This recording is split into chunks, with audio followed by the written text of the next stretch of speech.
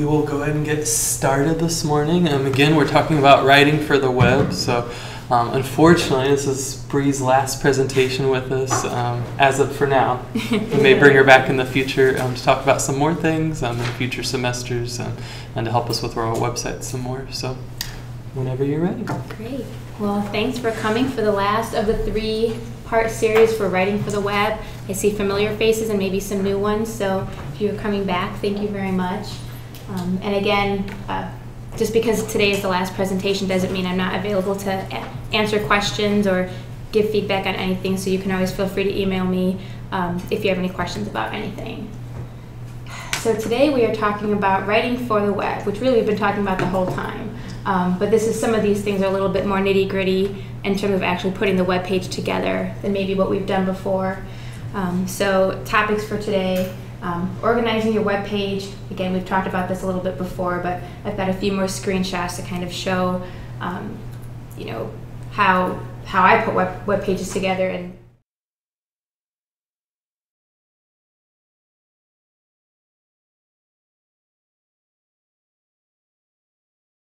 audience and finding your own writing voice, and it's kind of one of those things that you know it when you see it, but hopefully I can give you some tips to help you develop your voice and feel comfortable writing, since I know that most of you are not full-time writers by trade, and that's not the main thing that you're doing in your job.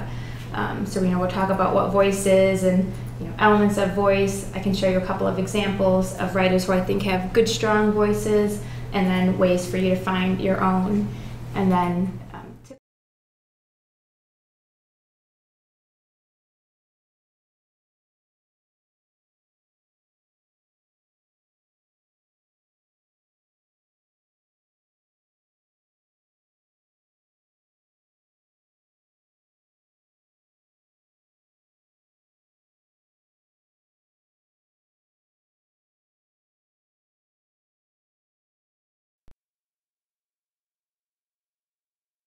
in mind, and then a web page content checklist that can kind of help you build a template for your own page that you can at least use as a guide and deviate from as necessary. So, organizing your web page. This Lord of the Rings meme is one of my favorite ones, but one does not simply appear in search engine results. Again, I know that you all are writing for current students, so appearing in for a keyword or phrase in Google is not the top of mind thing for you, but it is something to keep in mind that your site for current students is available for everybody to see, and some departments may have an easier time knowing keywords that students are looking for than others. So search is definitely something that you want to keep in mind, and when it comes to organizing your web page, accounting for keywords and things like that is definitely something that is you can address in your template.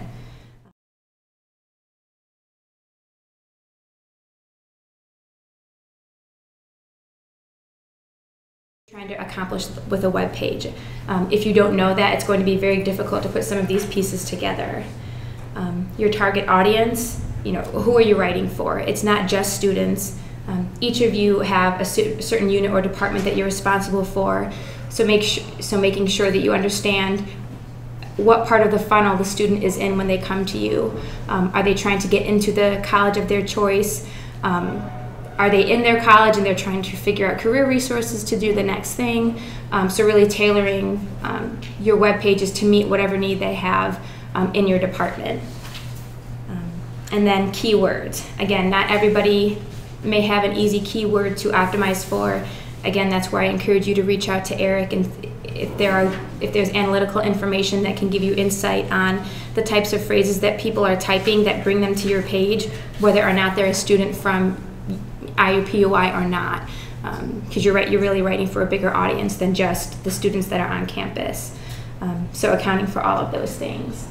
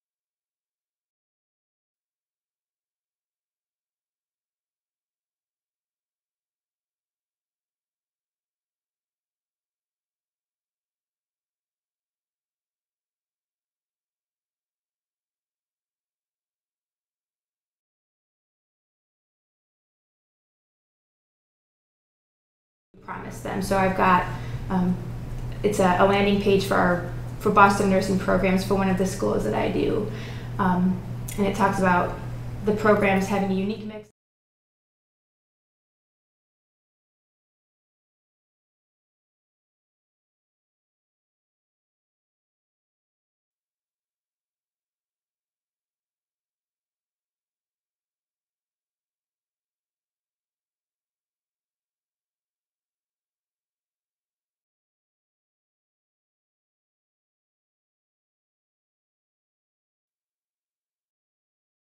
For you guys, where it's make sure it's scannable, it's easy to read, use bullet points, those types of things to make sure that students actually read the content that you've put out there for them.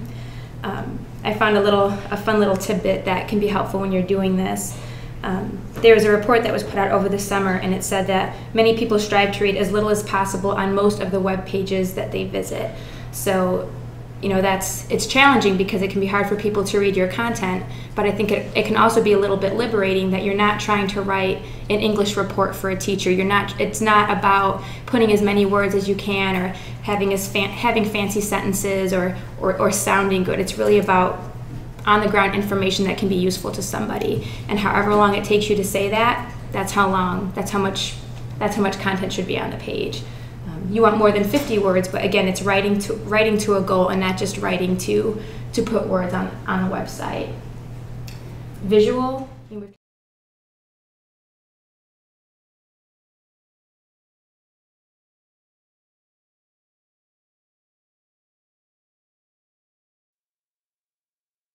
Photography that IUPUI may give you access to. We take advantage of a lot of stock photography that we have for our schools. Where a photographer went into the nursing lab and took pictures of students in action that we can use over and over again. But if you don't have that, it doesn't have to be expensive to get pictures. You can, depending on what the rules are, you could get an iStock account. If there's something specific that you're looking for, you can buy pictures for a couple of dollars depending on what kind of budget you have.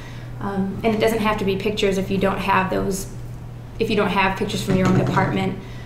It could be charts or graphs or tables, or again, we talked about infographics you can plan ahead of time, but just something that's not just words, because again, they're not spending a whole lot of time reading your page, so putting different elements in there to kind of help their eyes stay settled while they're on the page.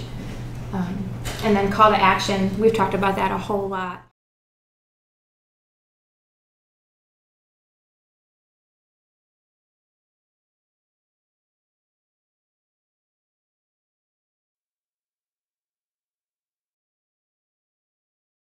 Kind of, they have a roadmap of where to go next. So here are some. So I went back and forth on what examples to use, but I decided to pick one of the sites that I do just so I could get into the CMS on the back end and show you how we account for metadata and title tags and things like that. So.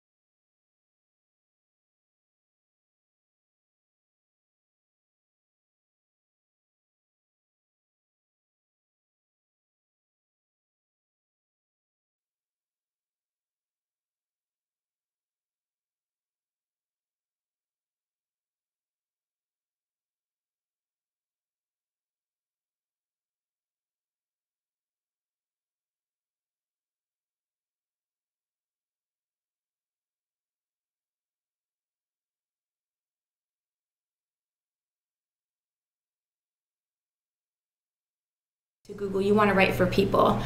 So it's important to read your content to yourself and make sure it sounds like it's coming from a human and not like you're trying to do keyword stuffing where you're trying to get that phrase as many times as possible. Really, if you can hit it in your URL and your headline and a couple of times in your body copy, then that's okay. We have an image. See, we've chunked out some of the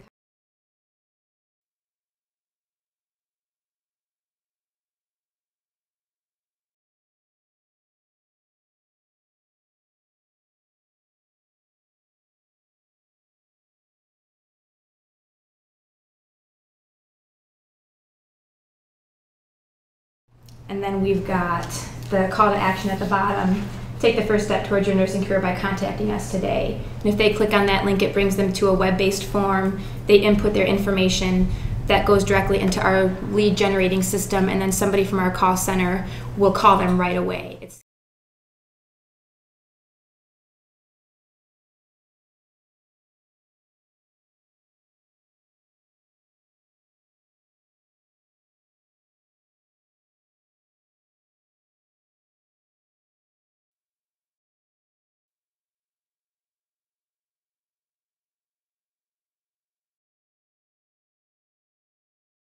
going to be to schedule an appointment, or if you have an event and you're trying to get them to register to an event, you might have that URL in there. It just depends on the page that you're talking about. Now, on the back end, this is where I think it can be a little bit more interesting. So we've talked before that for the blog program, for the blogs that we have, we use Word.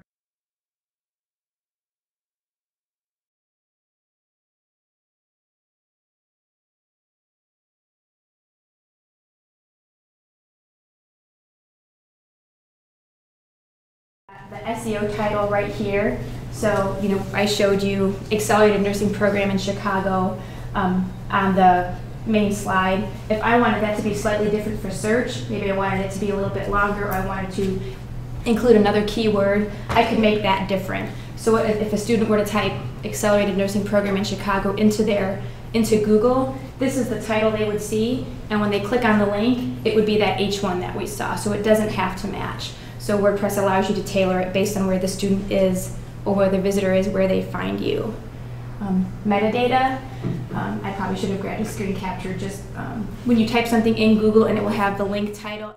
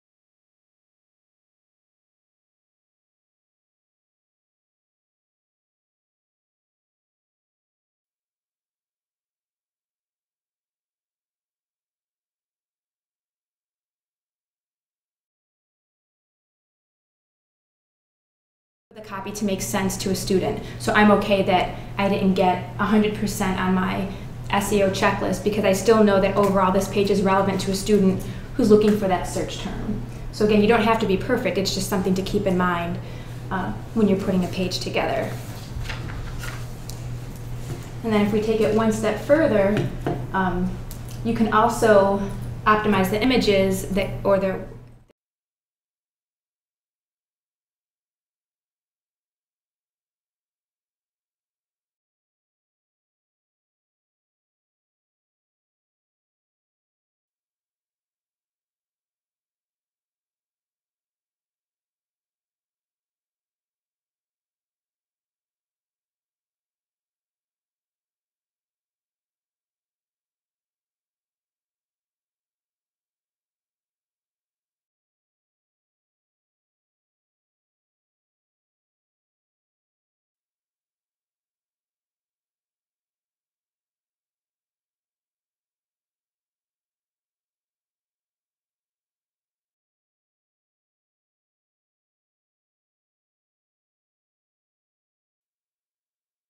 Any questions on that?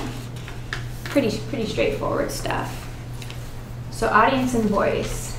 So you have this website content that you're writing, but you're not writing it for yourself. You're writing it for your students.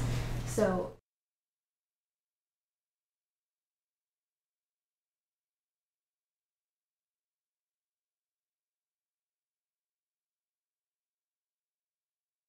It sounds nice and it's a good archive. Make sure that the pages that you're pushing to a student are pages that they can actually use. Where are your students in the academic life cycle? You can see my extra "your" in the second bullet point. What are their goals? What are their obstacles? Keeping all of those things in mind when you're writing for them. Are you answering their basic questions? We talked about brainstorming in the second session about if you're not sure where to start when it comes to putting content together, write a list of the frequently asked questions that you get every day from students who are coming into your office, and the types of things that you're helping them answer. If you don't have website content around those things, you should, and so that could be a good way to get that started. And again, how can you make life easier for them? You're going to be solving problems, answering questions, helping them make a decision, doing something to help them get from A to B in whatever part of the funnel that they're on.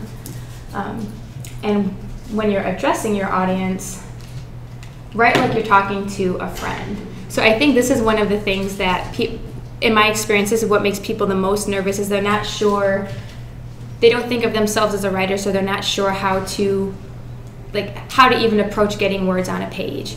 And so this is the beauty about website writing, is that it's not a fancy brochure, and it's also a great thing that you've got students who you're not writing to a PhD audience or people with 30 years of work experience. Most of the time it's teenagers and young adults who are trying to get an education and figure out how that education is going to work in their life.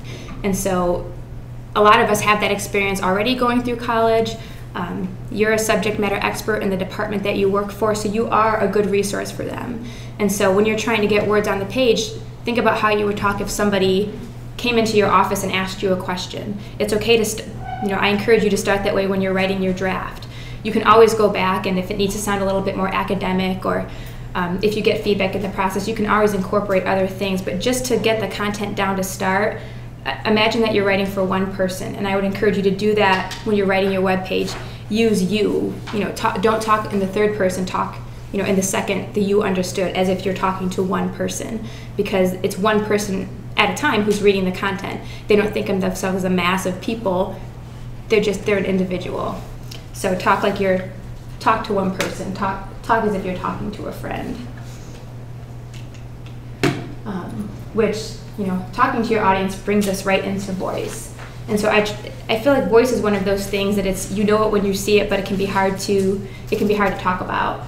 So I tried to think of a definition that really kind of hit it home. And so we assume voice to be a thing built of technical components, and that's it, but only part of it. Your voice is also who you are, how you bleed and spit and scream on the page. You are your voice, and your voice is you. So it's your personality. It's your outward personality put into writing. They shouldn't be different.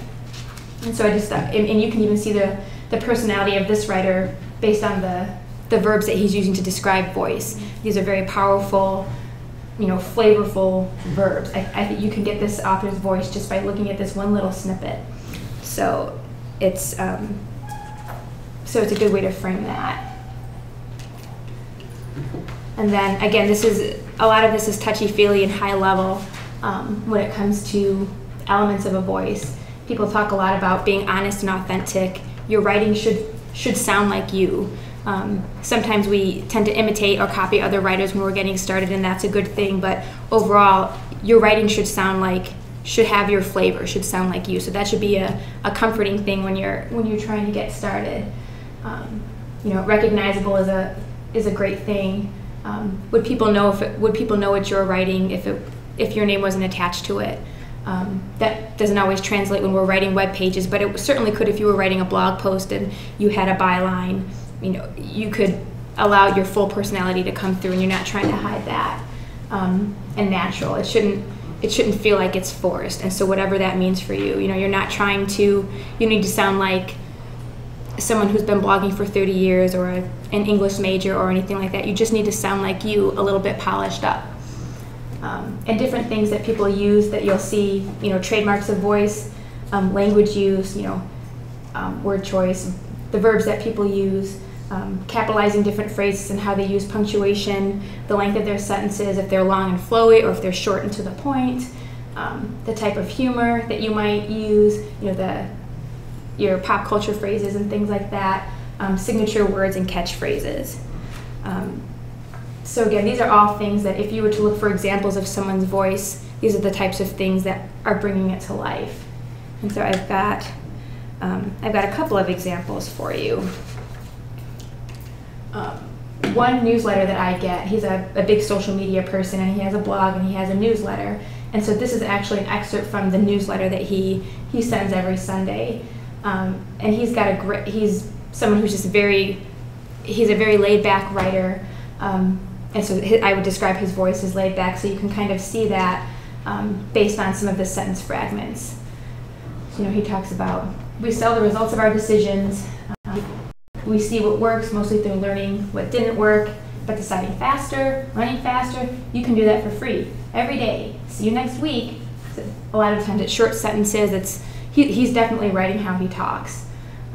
He's got little catchphrases. He uses a phrase called selly sell to describe when he's trying to pitch something to you, or he's got a promotional thing. And so he'll use that in the subject of an email if he's trying to promote enrollment for a course that he's doing, or something like that. And so if I were to see that word even without his name, I would think, oh, that's Chris Brogan.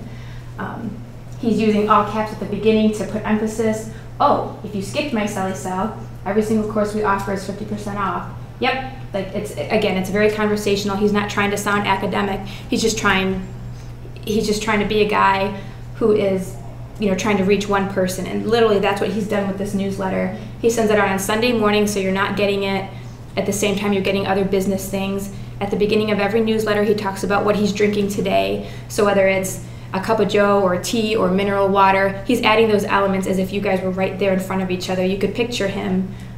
You could picture what he looks like when he's talking to you. And I think one of the most interesting things about him that I would say is another differentiator is how he is signing his emails. So he's using, dashes and ellipses, which you don't see in a signature very often. But if you were to read the last couple of lines, if you skip my selly sell, every single course we offer is 50% off. Yep, just 50% off.